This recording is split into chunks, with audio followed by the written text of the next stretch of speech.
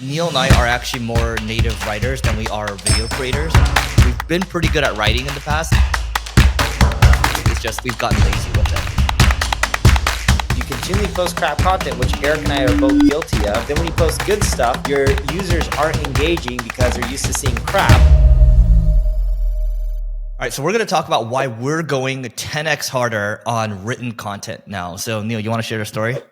Sure. So if you look at Eric and I, what we're doing on Twitter, we're going much harder on written content. We're posting more frequently. We're not using EAs or 𝗔𝗕𝗢𝗡𝗘𝗟. Him and I are actually creating a lot of our own content, technically all of our own content, and posting it on places like Twitter. The reason we're doing this is it's easier to create written content. I don't know how long it takes you, Eric, but typically if I want to put out a tweet, it takes me no more than 5 minutes, right? Like to think it through, gather the data, etc. I do have a team, so some of that helps cut down on some of the time. And the team may feed me some stats, and I know you have one too. But when you look at places like Twitter, you can crank out written content multiple times a day, and you can quickly see what's getting traction and what's not. What Eric and I are then doing is then taking that written content, the ones that are doing extremely well, and then creating video content. And the reason we're creating written content first is it's easier. Creating video content, you may think it's easier because you just take out your phone and record, but you got to edit it. You got to make sure, the punchiness is there, the tonality is there, the emotions are there. It requires a little bit more work, actually quite a bit more work. Even setting up lighting, I don't know about you, but when we set up lighting to record, sometimes it takes the guys 15 to 20 minutes to set up lighting, and there's typically 2 or 3 people that are helping set up the lighting.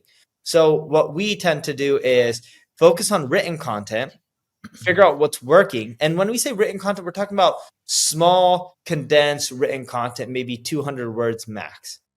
You then take that, whatever's hot or on fire, in other words, performs better than your average post on, let's say, Twitter. You then take that and you can extend and create a blog post from it.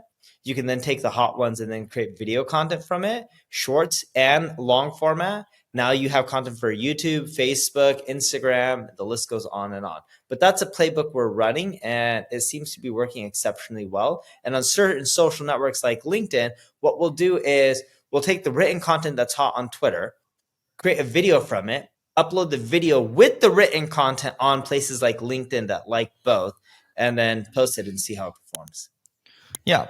So the other reason why we're going harder on X and LinkedIn right now is because there's good organic reach on both. And also, most people don't know this, but Neil and I are actually more native writers than we are video creators, for example, and more podcasters. That's how we actually cut our teeth in the beginning. And I will say that wherever there's good organic reach, it makes sense for us to attack it. We just weren't attacking it with full intentionality, I believe, in the last couple of years.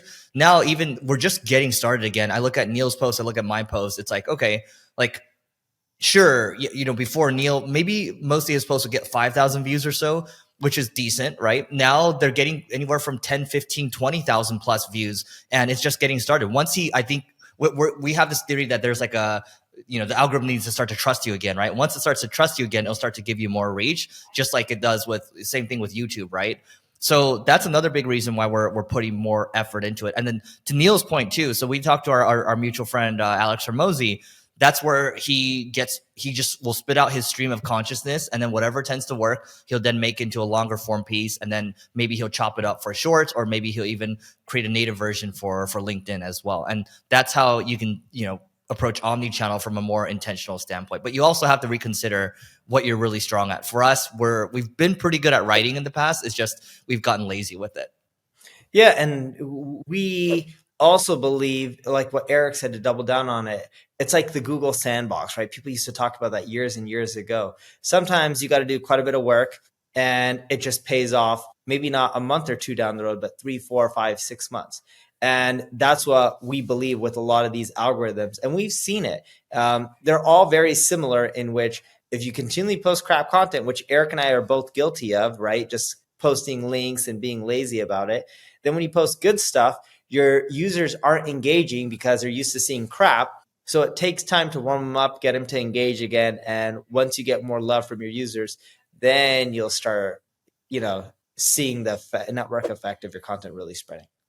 It's also important. The other thing we'll call out here is that in general, if we're talking about like a pound for pound basis, there are a lot of smart people hanging out on X. Now, probably the smartest, you have billionaires tweeting, right? You have these hedge fund people tweeting, right? And you have entrepreneurs tweeting, and it's kind of, you have the best of the best.